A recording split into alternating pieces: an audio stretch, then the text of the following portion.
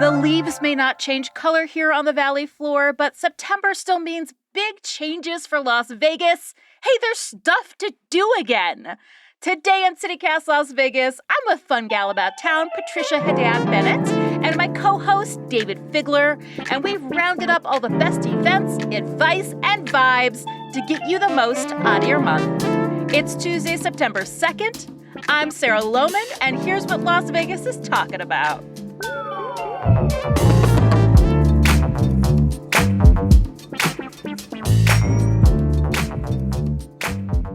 David and Patricia, welcome. Oh, thank you.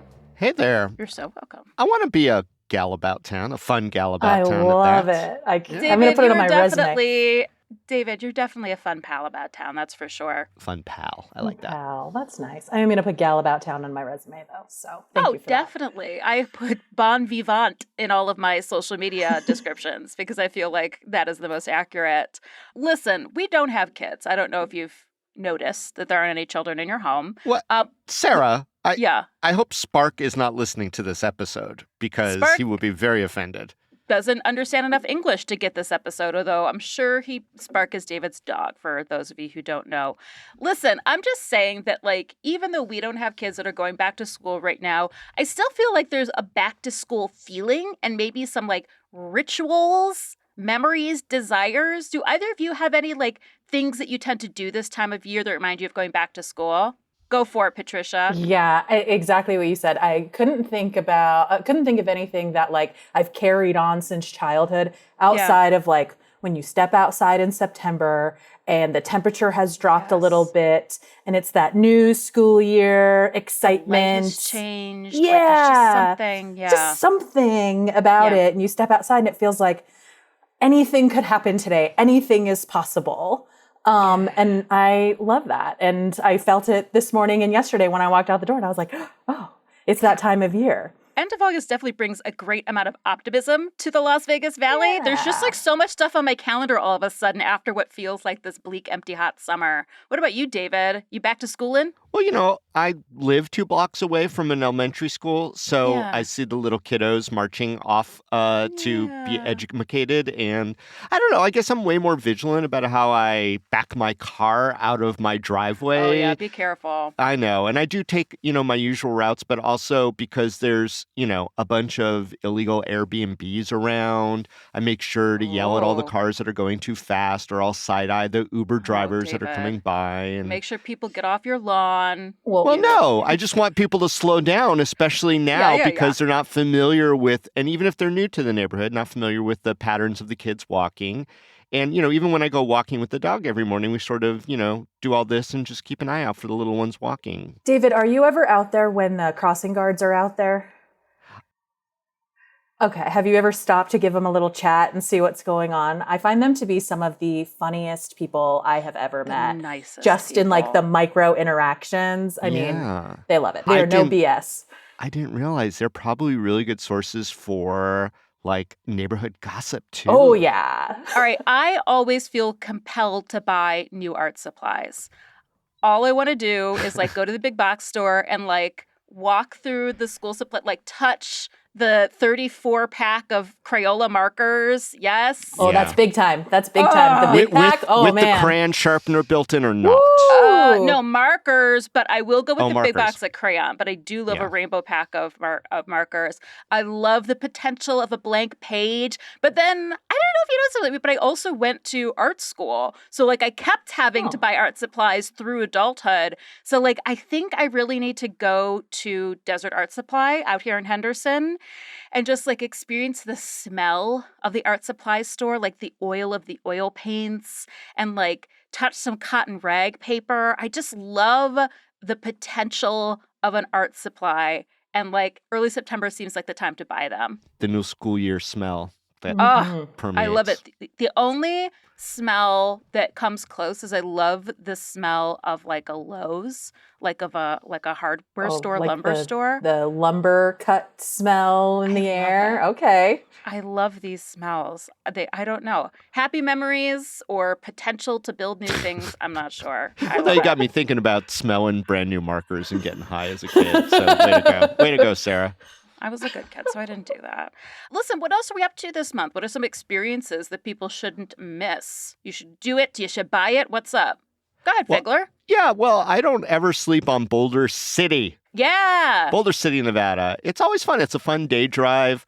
And now Super close to me on my side of town. Yeah, and the temperatures are relatively cooler, so it's a little easier to be outside there. They have so many green spaces. It's just almost like not being in Southern Nevada. I love Pretty that. ones, yeah, they not just the park either. You know, they've got Hemingway Park where you've got the bighorn sheep come down, check you out, see what's up. But, you know, we did an episode with like the Boulder City Chamber of Commerce, and there's so many interesting little businesses and things going on there. So people should check out that old episode here on CityCast. But one consistent thing is that starting in the fall, there's always a festival or 2 or 3 in the works. And so I looked up, I'm like, what's going on in September? Smoothie place, too. September 27th, there's something called the Worst Festival. And, of course, you know how it's spelled, Sarah. Like Bratwurst? Yeah. Yay! Yeah. So the Rotary Club is going to be out there growing up the hot dogs and the brats, and they're going to be booths from all the... Will there be other firsts? Weisswursts? That's the only 2 I know, is Bratwursts and Weisswursts. Yeah. So they're going to be out there with antiques and music, and there's a car show, and there's some kind of wacky auction. I don't know. It's all a fundraiser for the Rotary Club to support high school sobriety events, which is a good cause. Anyway, it's totally fun. It's a fun day out there, and, you know, just do a little exploring, a lot of good little local shops and places to eat. Do you do like a little perusal of all of the antique stores when you go down there? I can't help myself but to just like pop we into do. 1 or 2. It's a lot of junk. I will say that. They are junk stores. I mean, I wasn't going to say that. They're all going to be out at the Worst Festival with booths, so maybe they'll pick their finery, and that'll be fun. And I do love Hemingway Park during the day. I mean, what a view. But like at twilight, there's tons of bats there because there's a big colony under the bridge that goes over the Colorado River. So they're always flapping around there. And I love a little bat. Go for the sheep, stay for the bats. Hemingway Park, it's a great place for a picnic also. It's my favorite picnic spot in town. Definitely. But it can get windy, so check the weather. Because when it's windy, you're losing your peanut butter sandwich to the Rams. Oh, you cannot get this peanut butter sandwich out of my cold dead hands. Is the only way. So, Patricia, what are you up to this month? So I think maybe along the lines of the high school sobriety events, which I was not that cool in high school. I don't know if you guys were, where I needed sobriety. I was sniffing markers, obviously. Yeah, we hear that. Honestly, I was pretty cool. Well, I'm not gonna lie. That it was makes a very one of small us. high school. It's about 100 I was very people. small in cool high school. was relative. Yep, Got it. yep. No, I'm sure you are. You're cool now, so you had Thank to have been you. cool then. Okay, so my cool fun thing is actually a cool fun thing that I never did when I was in high school that I've done more as an adult, which is take some time, find out what the local high school football game schedule is, and swing by for a very cheap, very low stakes, but tends to be high energy, little experience. It's usually like a 2-hour thing. The marching bands are great. There's always a concession stand with like parent volunteers grilling burgers and whatever. And the money always goes to like the student activities. And, it's like we all kind of romanticize like the Friday night lights, type of feeling in a community. And it's like, well, go do it if you want that, go be a part of something. And so right now, September, October, a little bit into the end of the year is the high school football season. So this is the time of year. And then it does usually cost a couple bucks to get in. But I learned recently for anyone that is 62 years and older, apparently it's like tied to Social Security age, you can apply through CCSD for it's called a gold card. And then you've got your own little fancy gold card, and you can go into any of the events, any performances, which includes like LVA and some of like these schools that really focus on that stuff. So that's cute. Get involved in your community is my headline on that, maybe. I love that. We actually have some really, really good football teams down here. A lot of them go on to college and even pro football. Yeah. I totally used to live right down the street from Basic High School, and I totally did go to a football game. I had a great time. Yeah. See, that's what I'm talking about. Yeah, I'm going to root for the Valley Vikings. Sorry, alma mater. Fair enough. All right. So I also feel like the fall is a time of transformations, like you're coming into this new season and I think because of our patterns for school, it can be like a new you. So I like to change things up a little bit. And if there's one thing that I'm as obsessed with as food history, it's fragrance history.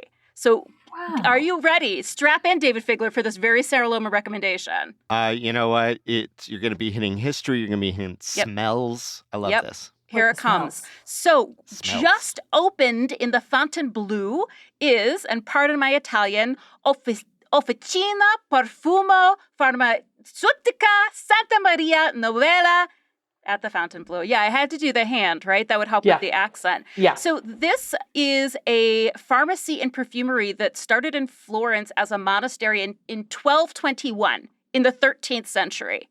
I know. It started as a monastery? It started as a monastery. Like monasteries and convents make stuff to make money. Sure. Well, they started making like herbal remedies. And so over time, they transformed into the national perfumer of Italy. Like you see their products everywhere in Italy, and they're opening more and more outposts here in America, including right here in Las Vegas. So I have to admit, I haven't stopped by at the Fontainebleau yet because I found out because I stopped at the one in LA and they were like, oh, we just opened in Las Vegas. And I was like, what? Wait, is this a store or it's like a museum situation? Oh. Okay, both. If you go to Florence, it is still in the monastery. And it is a museum and a fragrance store, but all of their employees, both in Italy and abroad, are trained in the history of every product. Girl, there is a perfume there that is from the early 16th century that you can buy. And I have How's to it smell, though? Is it good oh my God, or is it bad? So good. Okay. It's See, I'm picturing a Lush with cheese wheels or a Kiehl's that serves you spaghetti and meatballs. I don't know. It's so classy and I cannot remember the name. I think they just call it the original fragrance, and it is orange blossom and spice. It actually reminds me. There's a perfume that Crabtree and Evelyn makes that's was George Washington's favorite perfume, and it's sort of the same scent landscape. I think it's I had really no idea good that for fall. George Washington was into fancy perfumes. Well, and he smelled like oranges and spice apparently, which So is my good. preferred scent overall. So this is my connection to George Washington. I love it. Thank you, Sarah. Okay. So the name of their oldest fragrance is the Acqua di Santa Maria Novella, which is the name of the perfumery or the monastery, Santa Maria Novella. And then I am really addicted to their tobacco fragrance, which it was actually first introduced with male products, but I tend to like scents that are a little air quotes traditionally masculine, which usually just means not floral. So it's really warm. It's got tobacco. There's a lot of vanilla in it though. And I got the soap and you can get little samples of all the perfumes too. I love it. This warm sounds so vanilla. expensive. Okay, it is. It sounds classy. Fair enough. These soaps, the small soaps run $20. The big soap that I got was $40, and it's so worth it. I love taking a shower with it every day. And then the samples will just throw in the bag with whatever you get. But you can go, they know the history of the fragrances. They'll walk you through things based on your preferences. You can smell and try everything. It's worth it. Oh my God, and they have these candles. The candles are $100, but I do feel like a good candle is something I'll drop $100 This is true. on. This is true. This is true. 52 Don't tell hours my of burn husband, time. but yeah. Well, that's so funny because we just did our, listener survey and everybody there wants more $100 candles in their lives. Stop it. Perfect. Listen, on a personal note, I think you guys know, I get chronic migraines. I've learned through this process of elimination that if I spend a little bit more money on perfumes and on candles, they tend to not trigger my migraines as much. It's the different chemicals, the different fragrances. The more expensive ones just work better for me. But not only that, the candles tend to burn longer and the perfumes tend to last longer. Seems like a good reason to go to Fontainebleau because, there's food there, but as far as an activity goes, I appreciate I haven't heard a lot about retail there yet. Yeah, so it's the first thing that would make me make a pilgrimage there, and I really need to check it out anyway.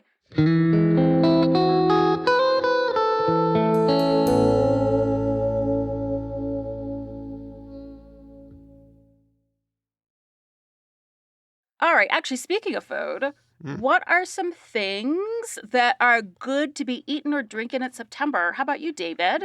I am going to do sandwiches at Golden Boy.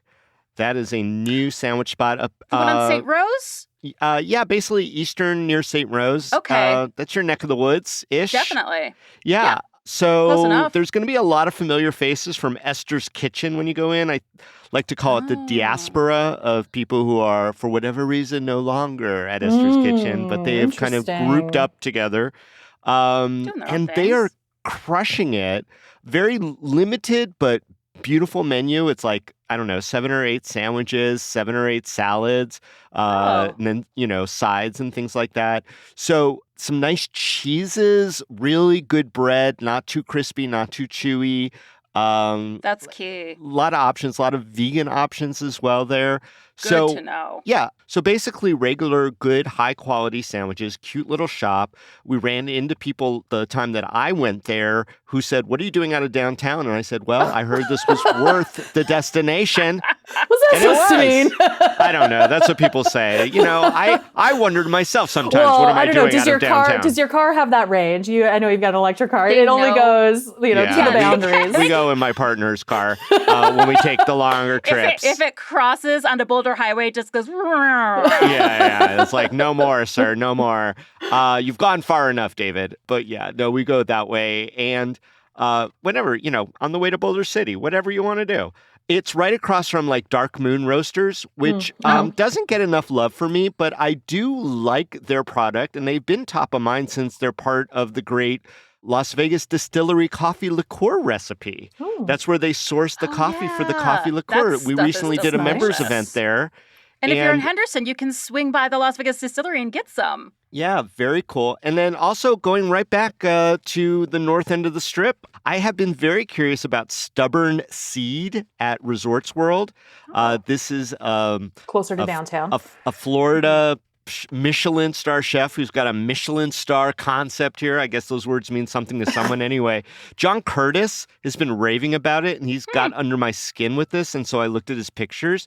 Looks amazing. So I'm really curious about even some of the snacks that they have. There's like a Cacacio e Pepe cheesy poofs, which is like my favorite pasta. And then all of a sudden now it's in a cheesy poof. And then there's also these like mint poblano marinated olives with Iberico ham. I mean, come on. Okay.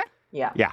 So that's my food adventure. How about you, Patricia? What are you doing, foodie? Well, actually, we're staying in the ham world and in Henderson. Nice. Hamderson is what I call Hamderson. Silly. I like that, actually. Okay, so kind of in this weird strip mall, heading out to Lake Las Vegas. I know what you're going to say, and I've been there, Trish, and it's so good. Say it. Hem on wood-fired kitchen. So it used to be off of like Sahara and Decatur, and then they shut that down, and then they popped up over on that side of town a little while back. And we checked it out a couple weeks ago. We're definitely going back in September, especially with the weather sort of breaking a little bit. But it's a Spanish tapas restaurant. And the sangria is just like incredible. Sangria is so good. Like, I think people are like, oh, I love the sangria. No, like the sangria is fantastic.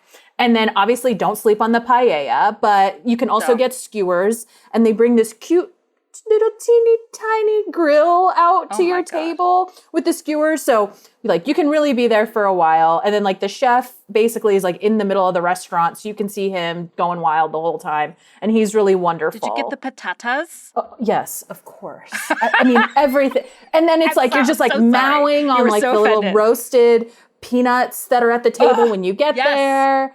Anyways, it's just like a lovely experience. And then I was thinking it feels very low stress too. Like there's plenty of parking, there's plenty of seating, there's a beautiful patio area when the weather cools down. Like you have to listen to your GPS. When you're looking at your GPS and like, this seems wrong, just listen to it. I don't do that anymore because I feel like all the good food is in weird strip malls. Totally. So I'm just like, yeah, fine, it's probably here. Yeah. Couldn't agree more. And so with the weather dropping a little bit, not too far from Lake Las Vegas, I don't know when the last time you all were down there, but a little jaunt around the Lake Las Vegas Village after a Hemon Gorge, I think is like a pretty good date night. So feel free to steal that. You could rent a paddleboard.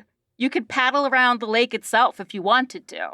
One wanted to. You could do that after sangria and gorging on bacon wrap dates. I'm not good enough swimmer, honestly. I don't know that I would want to move my arms. I don't want to be in that water. I'm just going to say that right now. No.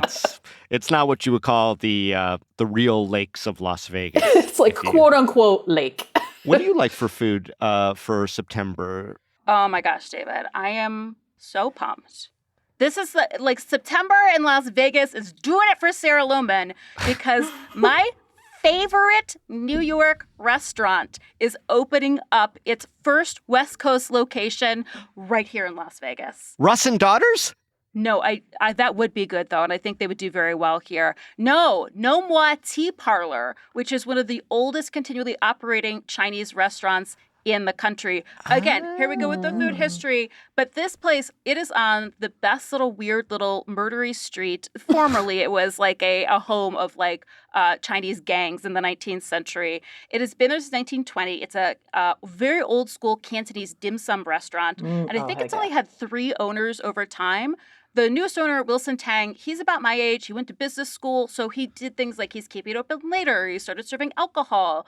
But it is so delicious, and it is exactly this sort of East Coast style wheat wrapper dumplings I've been missing. So I have to recommend their specialty, which is what they call the original, air quotes, egg roll. No, they didn't invent it, but they sort of reinvented it at some point in their history. And it's an egg crepe wrapped around this luscious chicken filling that they then deep fry, so it comes to your table so crispy and perfect. It's quite large, though, so make some decisions about how many you want to order for the table. Sarah, you're just talking my love language more, and everything that comes out of your mouth, I'm like, yes, girl. It's so good. It's so good. And then you've got to get the roast pork bun, fluffy, slightly sweet steamed dough, that little sweet, savory, salty pork nonsense in the middle. And I also really have to recommend their soup dumplings too, which are utterly perfect. So they're opening up in September at the JW Marriott in Summerlin, which I feel like has been in the news a lot recently. So even I, Sarah Lohman, am also venturing out of my neighborhood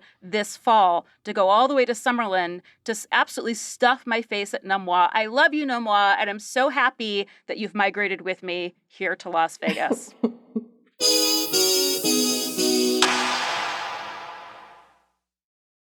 Okay, so last we have what we call our kicker, and our kicker is one not to be missed event. Patricia, what are you thinking? So I am thinking the Red Rock Canyon Star Party. It's on September 12th. And it's the Bureau of Land Management and the Las Vegas Astronomical Society. We just had their president on not too long ago to talk about the Perseids and stargazing. Love it. Fantastic. Well, then that's perfectly aligned. Well, so a couple weeks ago, I had some family in town from Chicago, and the 11-year-old cousin, we were standing outside in the backyard in Henderson, actually, and he looked up and he's like, "Are those actual stars?" I'm like, "Oh, yeah, you live in the middle of the city of Chicago. You probably don't see much." Yep. And it just reminded me that we just have really, beautiful ability to see stars, even in the center of town, even with all the light pollution that we have. Yeah. And we might as well take advantage of it. And so they're providing telescopes, but you've got to BYOW, which is bring your own wonderment, in my opinion. I wish the listeners could see how pleased you look with yourself, Patricia. I am pleased with myself, always. Well, I love stargazing in the city, and that episode, too, has some really good tips on how to do it and where. And I avoid Red Rock in the summertime, so I'm glad the weather is finally cooling down so I can get back there. Well, and it's nighttime, right? It starts at 8 p.m. or something, so you should be all right. Doesn't matter. It's not cold enough at night here for me. I'm getting used to it. I'm acclimating. What's up, David? Well, so first off, I have a kicker for next year, but it's funny. So there's this thing called the Nevada National Security Site Tours. Oh, yeah. And you do those through National Atomic Testing Museum, basically. Yeah. I mean, that's where you start anyway. It's a whole day affair, and you go out to Mercury and all these little places where they did the atomic testing. Anyway, tickets for that are hard to get because they're free and they fill up really quick.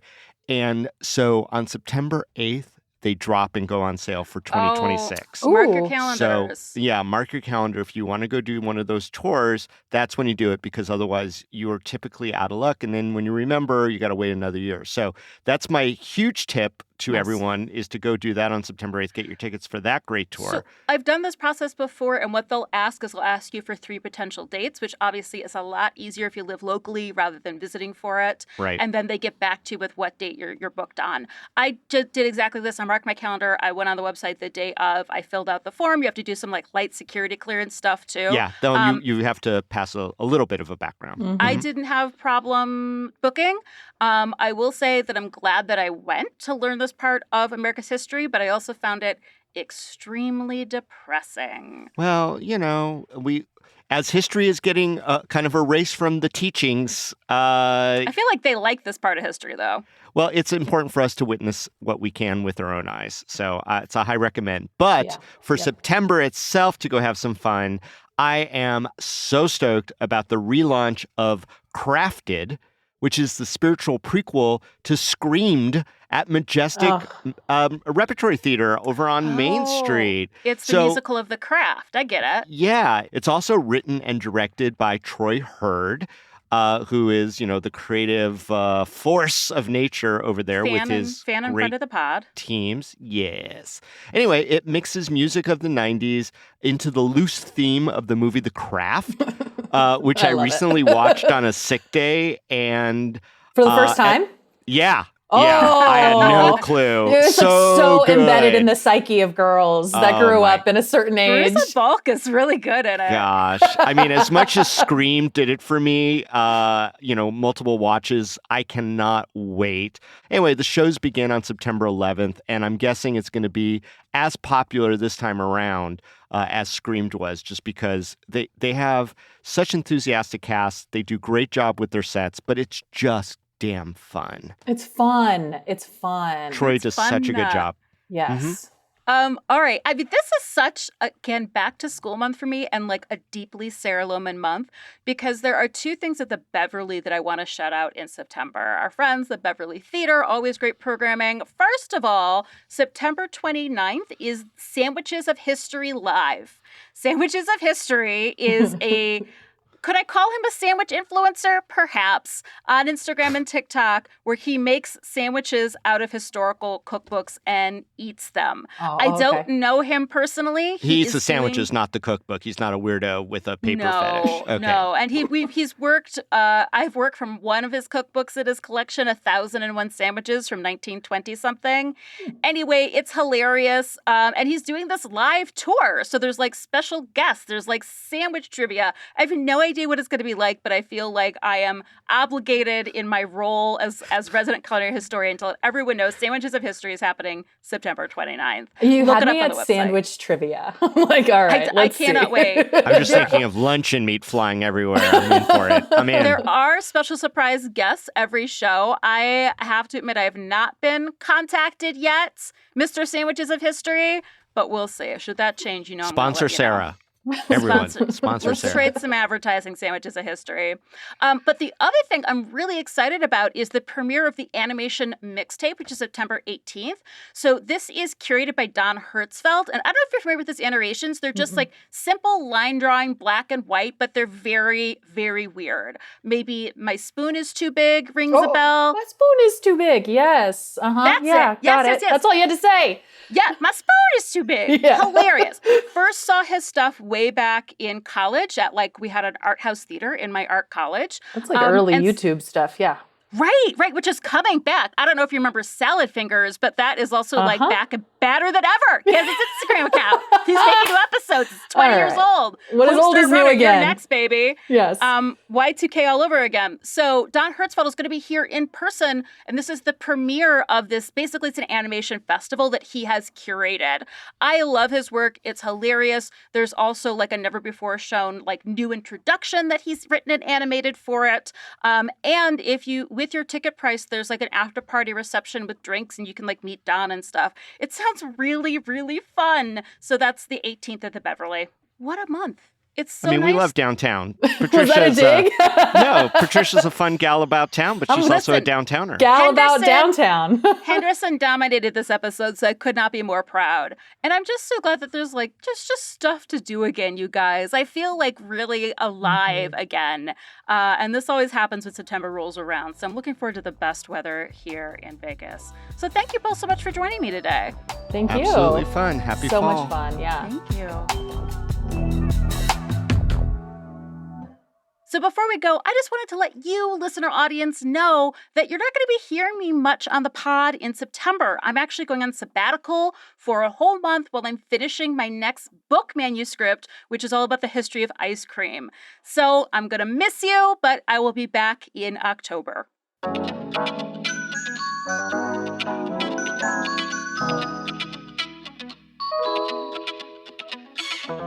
And that's all for today here on CityCast Las Vegas. If you enjoyed this show, why not tell a friend? Make some plans. You can also rate this show and leave us a review and subscribe to our morning newsletter on our website. We'll be back tomorrow morning with more news from around the city. Take care.